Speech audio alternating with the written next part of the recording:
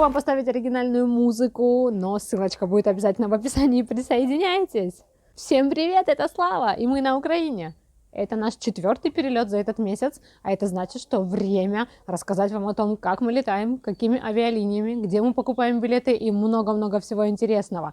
Итак, сегодня в нашем выпуске рассмотрим с вами нюансы аэропортов в городе Дубае, Шарджа, Стамбул и Харькове. Раскрою секреты, как можно восстановить силы при перелетах. Покажу, как можно забронировать билет за $17. Лайфхаки при перелетах, что нужно покупать в Duty Free, где и как делать тесты на ковид и много-много всего интересного. Поехали! Начну с того, что летаем мы довольно долго и часто. С самого детства меня завораживали самолеты, и даже после окончания авиационного университета мозг до конца не хочет принимать тот факт, что такая огромная махина может подниматься в небо. За все время полетов скопилось очень много ситуаций, но это все настолько незначительно по сравнению с тем, что происходит на Земле. Поэтому тем, кто боится летать, я очень рекомендую пересмотреть свои страхи и пользоваться уникальной возможностью за кратчайшие сроки пересекать огромные расстояния, находиться выше облаков, наслаждаться красивейшими местами в мире. И начнем мы наслаждаться нашим чудесным миром с аэропорта в городе Харьков, Украина. Я помню еще те времена, когда аэропортом являлось вот это маленькое здание, гордо вмещавшее в себе как внутренние, так и внешние терминалы. Аэропорт небольшой и, к сожалению, с небольшой загрузкой. Здесь, скажем так, редкие вылеты у редких авиакомпаний. Из плюсов здесь относительно недорогая парковка, оплачивается внутри терминала первые 15 минут бесплатно. К аэропорту хорошая развязка общественного транспорта. Внутри аэропорта есть булочная Кулиничи с абсолютно неестественно низкими ценами. Находится возле внутреннего терминала справа от входа.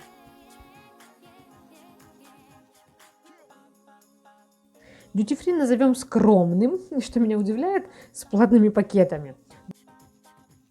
Что касаемо ПЦР-тестов, то на Украине нет общей единой онлайн-системы, и поэтому на стоечках регистрации у вас просят показать распечатанный, в основном с мокрой печатью, тест на английском языке. У каждого аэропорта в мире есть свой официальный сайт, на котором можно найти много всего интересного и обязательно онлайн-табло, которым я вам настоятельно рекомендую всегда пользоваться. Что касаемо карантинных мер, то ношение маски носит обязательный характер. Места для ожидания тоже обозначены специальными символами.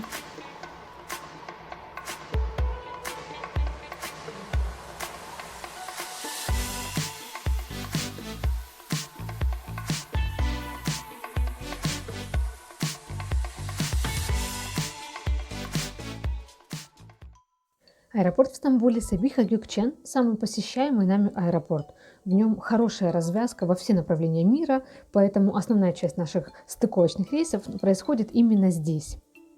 Для того, чтобы вам перейти на международный стыковочный рейс, просто необходимо идти по указателям.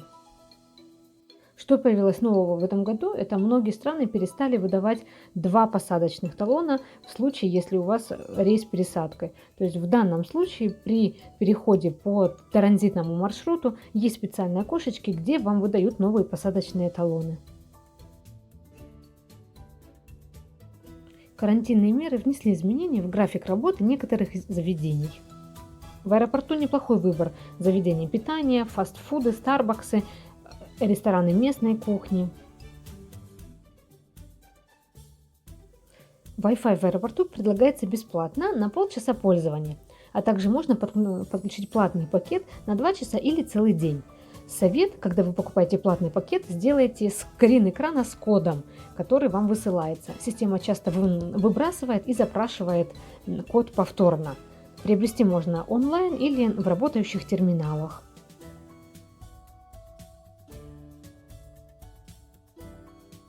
Новое место, которое мы недавно для себя открыли, это место для отдыха.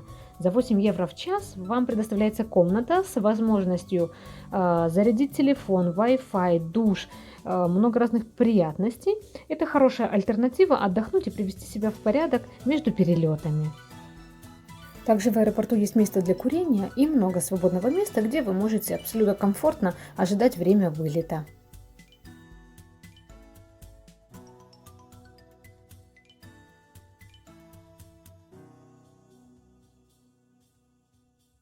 В Стамбуле у нас один из любимых дьюти-фри в мире с хорошими ценами и ассортиментом. Здесь находится алкоголь, косметика, парфюм, сигары, одежда, аксессуары, восточные сладости. Здесь частые акции, на которые я вам советую обращать внимание. Крайний раз мы приобретали мартини, 3 литра нам обошлось 24 евро. Любители сигар здесь увидят неплохой зал с соблюдением всех мер хранения и достойным выбором.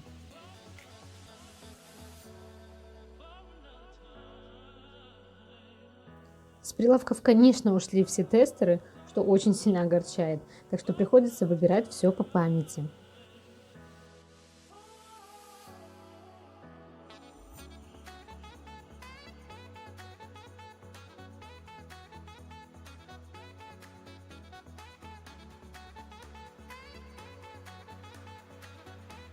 Когда вы летите в Турцию, вас просят заполнить анкету, она носит чисто формальный характер.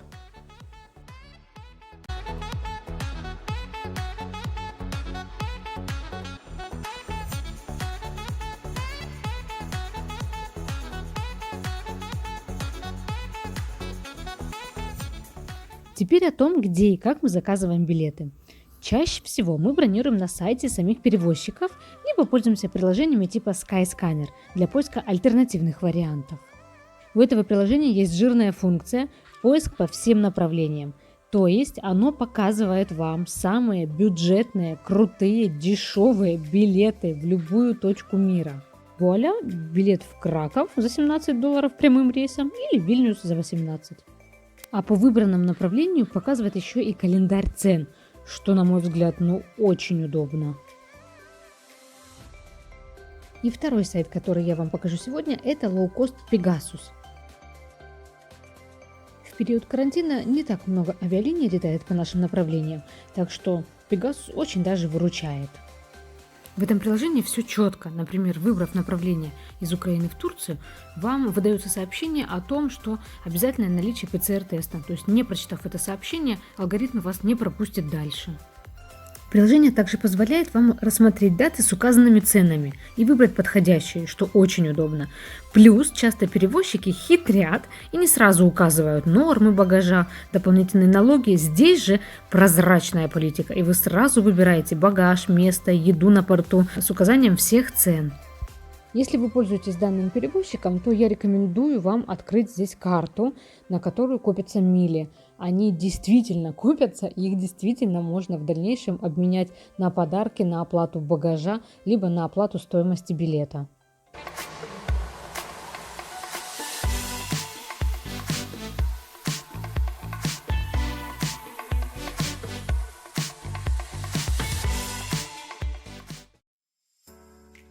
Следующий аэропорт – это дубайский DXB, довольно колоритный аэропорт по своему направлению. Это крупнейший гражданский аэропорт Объединенных Эмиратов. Здесь, конечно, соблюдаются карантинные меры, вот только на чек-ин про них не слышали, как и везде.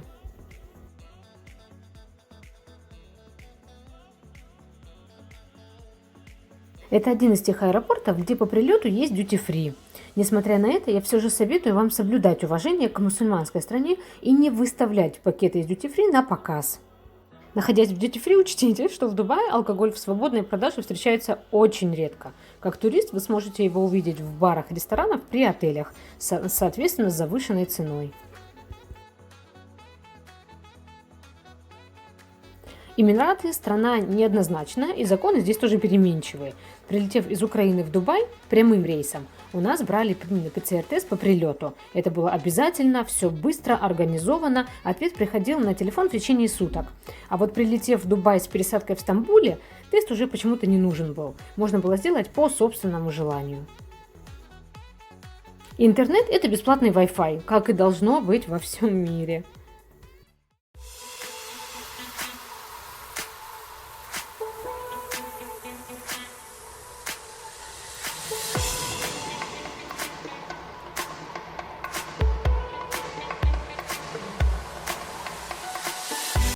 Аэропорт Эмирата Шарджа, если честно, нас приятно удивил.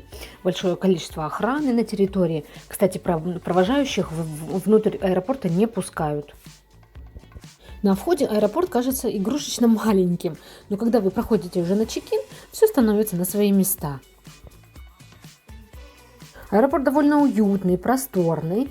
К сожалению, до карантина мы в нем не бывали, но, видимо, функционировали здесь и детские площадки, и аренда детских колясок, что, кстати, вообще не часто можно увидеть по миру. Много разных милых сердцу штуковин, всяких аппаратов, которые, если честно, вообще в аэропорту Шарджи не ожидал увидеть.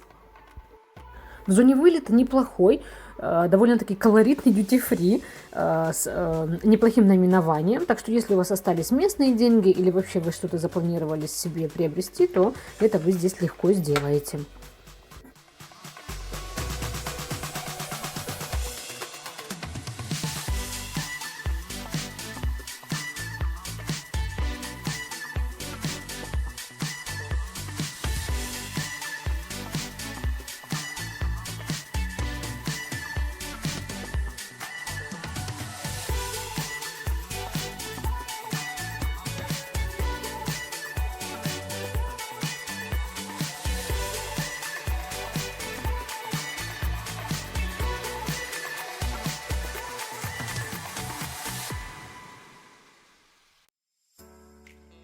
Теперь, что касается правил перелетов, которые, может быть, облегчат вам жизнь. Первое. У каждого авиаперевозчика свои нормы багажа. И это не только вес. Например, у турецких авиалиний это 32 допустимые, МАУ 23, у Пегасуса 20 килограмм. Но это также еще и количество багажных мест. Что это такое? Одна авиакомпания суммирует все чемоданы, которые у вас есть, а другая, например, разрешает наличие только одного чемодана с максимальным весом. Также из личного опыта я советую вам летать в обуви не на каблуке. Во-первых, в самолете могут ножки отекать, после чего вам сложно обуться. И каждый раз, проходя через рамку металлоискателя, в обуви на каблуке вам всегда придется разуваться, в отличие от плоской. Когда вы делаете онлайн-чекин и не хотите выкупать место, например, у окошка, я вам советую бронировать место в середине. Так больше шансов, что рядом с вами будет место пустовать. Не бойтесь решать вопросы о переносе билетов с авиакомпании. За долгие годы нам ни разу не отказали в замене даты. Я надеюсь, что это видео было вам полезным. Если вам понравилось, обязательно ставьте лайки, подписывайтесь на канал, вам все равно, а мне очень приятно. И радуйтесь жизни, ведь за вас это никто не сделает. Пока-пока!